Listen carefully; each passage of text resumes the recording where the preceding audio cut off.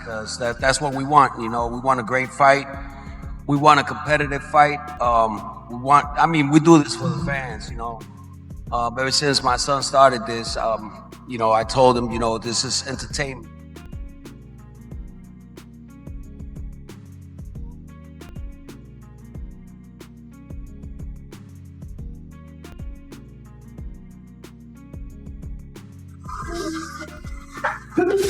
Yeah. 1 minute.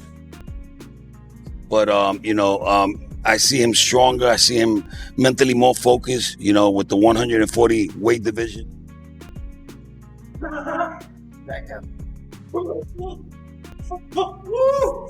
Shakur grows heated during an exchange with Teofimo Sr. as both trade warnings, while Teo Sr. promises his son will dominate fight night decisively. Come on, man.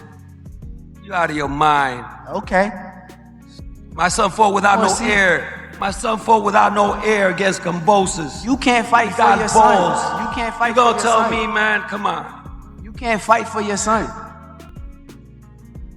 I bet you gonna quit. Yeah, okay, you gonna see. Teofimo Sr. tells Shakur he looks undersized and promises his powerful son will overwhelm him easily on fight night. And what was he saying to you?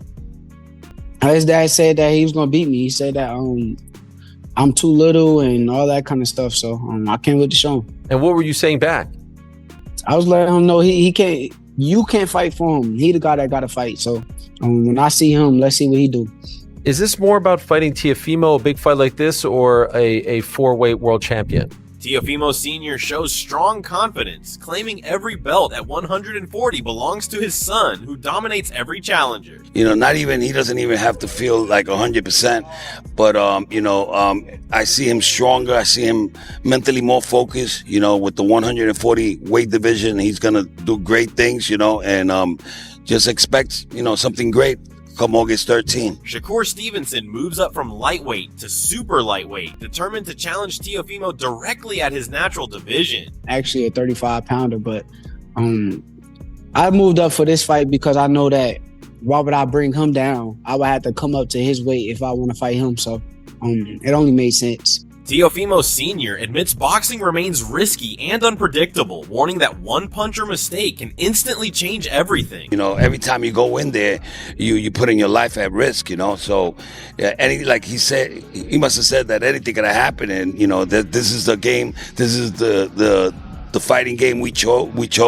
Shakur observes that Teofimo's behavior calls him unstable and believes that his wild mindset makes him dangerous and harder to control. Some of the things that he was saying at the press conference was interesting. What did you make of his vibe overall? I think something mentally wrong with him. I don't think he's like all the way there mentally. I think he's crazy. Legit? That's my opinion. Yeah, I think he's legit crazy. I think something really wrong with him, but that's what make him dangerous. I think them the guys is the most dangerous people. Them delusional, crazy people who want to be the best and want their spot at greatness. So I gotta respect it, but I think something is definitely off with him. Who were you talking to there off to the side? Was that his dad? Yeah, I'm talking to his dad, yep. Teofimo Sr. promises relentless pressure, saying they will never allow Shakur space, comfort, or rhythm inside the ring. It's gonna be a great fight. I want everybody to come and see it. If you can't, you know, just watch it on TV. You've had to come up with some good game plans over the years to beat some great fighters, Lomachenko, Taylor, among them. How difficult is this man, Shakur Stevenson, to prepare for? Well, I see their weakness. That's what I do. You know, we broke the code with Loma that nobody had ever done. You know, we didn't let him get comfortable in there. You saw that, you know, with like 8 rounds, he didn't know what to do. I did the same thing with Josh Taylor, and we're gonna do the same thing with Shakur. All right. Keyshawn Davis speaks confidently about the time spent training alongside Shakur Stevenson before the big challenge ahead. He describes the camp as one of the most enjoyable and productive experiences of his career. The gym feels alive with energy as close friends, teammates, and even family members work together every day, pushing each other to improve. Sparring sessions are intense yet respectful, with everyone sharpening their skills like iron sharpening iron. Davis explains that training beside people he trusts makes a huge difference because it removes removes pressure and replaces it with motivation and happiness. The atmosphere allows him to stay relaxed while still working seriously, which helps his performance grow naturally. He says the rounds are tougher now, more focused and more competitive than when they were younger. Feeling comfortable at his current weight also boosts his strength and movement. With strong preparation and unity behind him, Davis believes both he and Shakur will deliver dominant performances when fight night arrives. Hell yeah, bro. And also, DB3 was in training camp. Kelvin and Keon Davis, my brother. So, like, we all in there sparring, pushing each other. Like, this was, like, one of the funnest training camps I ever had. You know what I'm saying? So, shouts out to Shakur family, for sure. How big of a difference did that make for you? Training with them? Shit, the energy, bro, just be different. Like, I don't know, bro. Y'all know me, but I just come into the gym, be dancing and stuff. Like, I just be happy, really, to train because I'm training alongside family. People I've been with for over 10 years, you know what I'm saying? So, it's just different. How is that going to translate now, you think, performance-wise, having that type of camping experience? Well, I feel like I'm going to perform regardless under any type of circumstances, you know what I'm saying? The great ones perform, and that's just what I do. I'm great, and I'm going to show you how great I am. What's the difference in the work in sparring when you guys were younger fighters as opposed to now at this level when you guys get to work? Shit, it's a lot more serious, like, just a lot more serious, a lot more focus going into us working. But, I mean, just naturally, you know, I'm at a, like, I feel like I'm at my weight. Like, I feel real comfortable at this weight. And from this weight, I can go up to anything I want to do. You know what I'm saying? So I feel comfortable. I feel great. And shoot, y'all gonna see. It's right there for you. I mean, you can be a champion very soon again, right? Yeah, for sure. Be a champion for sure. You know, that's the goal. You know, so prayerfully, you know, that's God's plans. Great. Thank you so much. Give me some insight seeing Shakur train for Teo. Asking too much questions. No, but you saw that. Like, I'm not asking for a game plan, but let me know what's in store. Fight. Just know, January 31st, me and Shakur is going to put on dominating performances. Yeah. You know what I'm saying? I feel like we are the best in boxing, period. Skillfully, physically, any type of you want.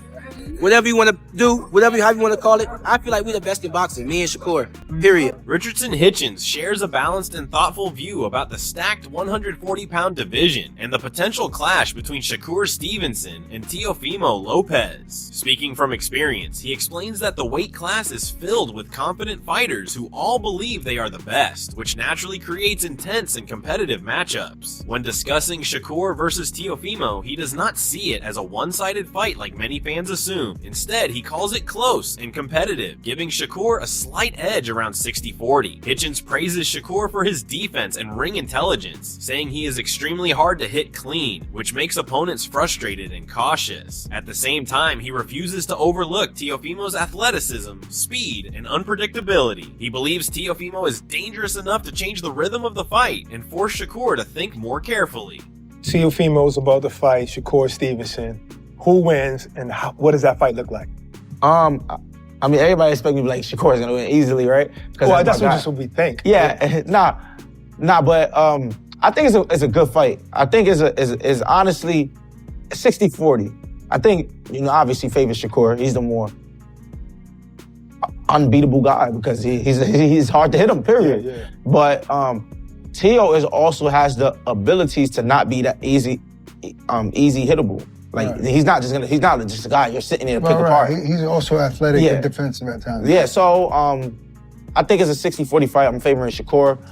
And I don't know how Shakur is gonna win the fight. I don't know what Shakur is.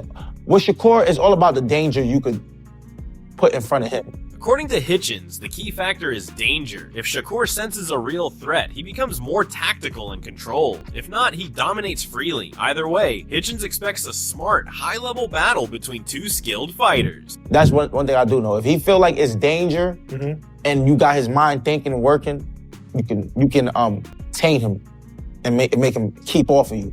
If Teo can't make him think, if Teo don't got nothing that's like, yo, this motherfucker hurt me, Shakur's gonna have his way with him. So it's all about what Shakur feels in that ring that day. So in other words, if he does sense some danger, if Shakur sense some danger, it'll be just a different type of fight, but he'll still win. Right. It'll be more of a, I'm gonna get what I can get and I'm out of here. Move. Yeah. What do you think about his performance against Cepeda?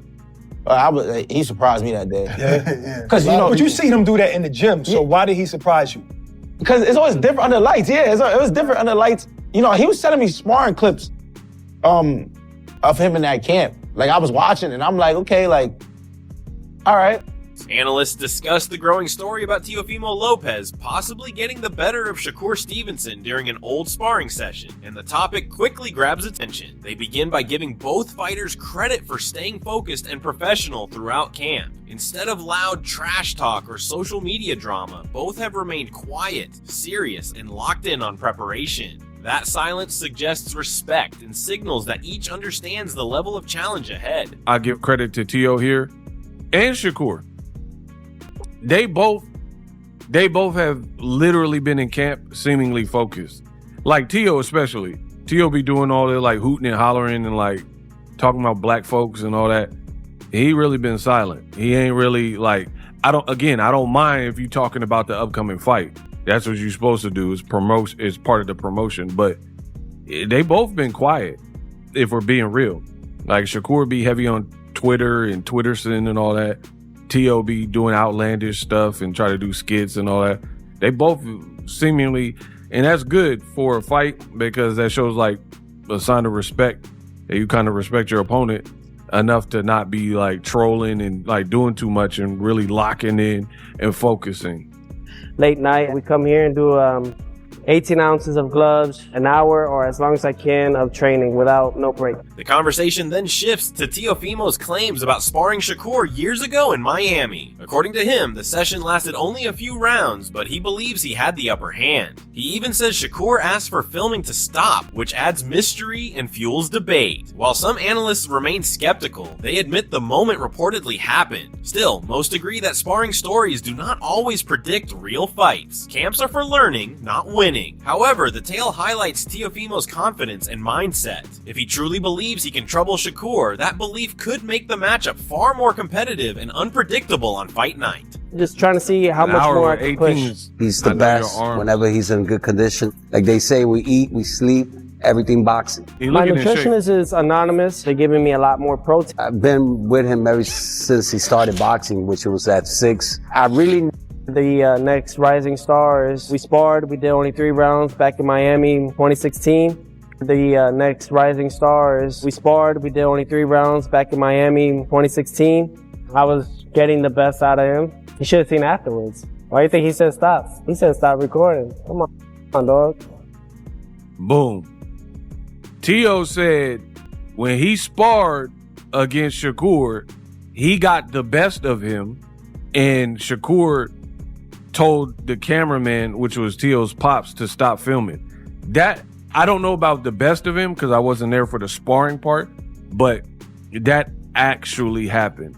I have the clip of it happening. Antonio Tarver explains that the smart pick is Shakur Stevenson because his boxing skills and ring control usually lead to decision victories. He points out that Shakur fights like a pure technician, using sharp footwork, clean counters, and tight defense to outthink opponents round after round. According to Tarver, that style makes Shakur extremely hard to hit and even harder to outscore, which is why most fighters struggle to keep up with him. Yeah, I mean, smart money would be on the boxer, Shakur Stevenson, winning the decision.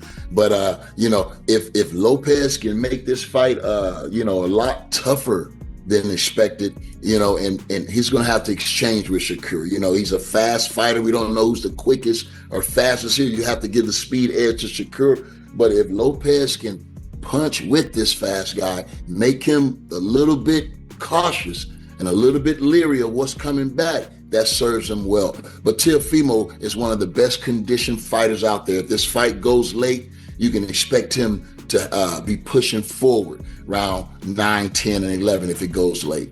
Yeah, a big question is always like what Teo is going to show up. And like when everyone's counted out Teo, it's actually been the times where he's like upset people, like against Lomachenko or against Josh Taylor. Still, Tarver believes Teofimo Lopez has one clear path to victory. He says Teofimo cannot stand at range and try to out-box Shakur because that plays directly into Shakur's strengths. Instead, he must make the fight rough, fast, and uncomfortable. By pressing forward, throwing punches in combinations, and forcing exchanges, Teofimo can make Shakur cautious and disrupt his rhythm. Tarver also highlights Teofimo's conditioning and heart. If the fight goes into the late rounds, he expects Teofimo to keep pushing the pace and take risks. That fearless, aggressive approach gives him a real chance. In Tarver's view, only the bold, relentless version of Teofimo can beat Shakur.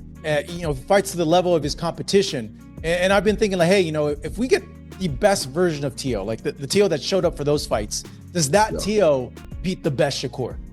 It would have. I think that's the only chance he got, is to really be his ultra self. Doing all the things that makes him Teofimo Lopez. The footwork could be a major advantage for him. Being able to get inside. A lot of times he fights free. He don't really have a style. He does what it takes.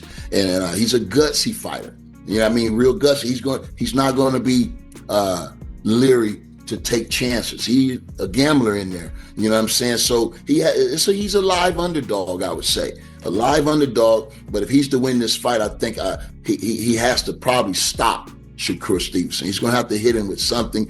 And let's hope Shakur's hands hold up. Floyd Schofield does not sugarcoat his opinion when breaking down Shakur Stevenson versus Teofimo Lopez. He believes the matchup may not produce a clear domination from either side because both fighters are skilled defensive boxers who limit clean punches. In his view, that could lead to a slow, tactical contest where neither man lands enough to separate himself clearly on the scorecards. He even suggests the fight might feel uneventful at times, or end in a close decision that frustrates fans. However, Schofield focuses heavily on the business side of boxing. With the event tied to major money and international backing, he questions whether the judging will truly favor a tight technical battle. He feels that when big investments are involved, close rounds often lean toward the safer or more marketable fighter. Because of that, he doubts Teofimo can rely on simply outboxing Shakur.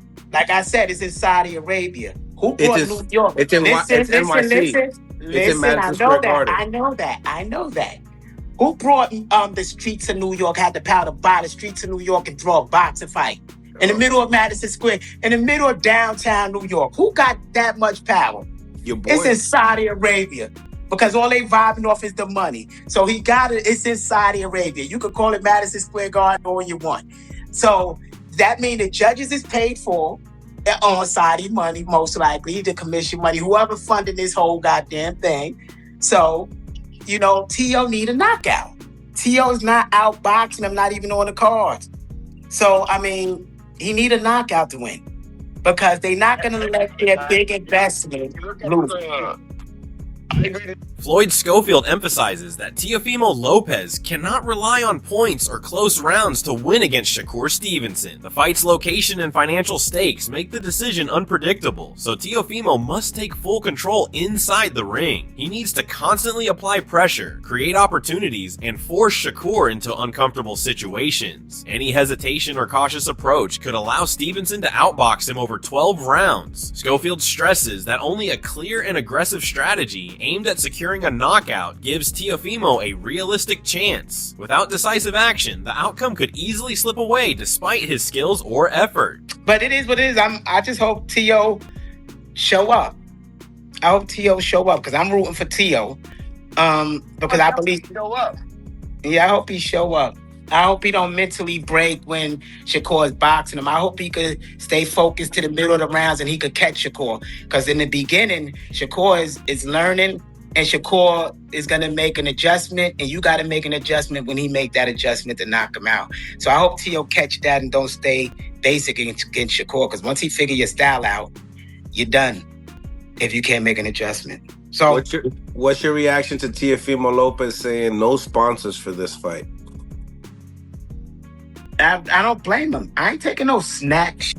When anybody got snack, I ain't doing VADA with them. If they're a signed snack athlete, that's a conflict of interest. That's it for today's video. Stay tuned until next time.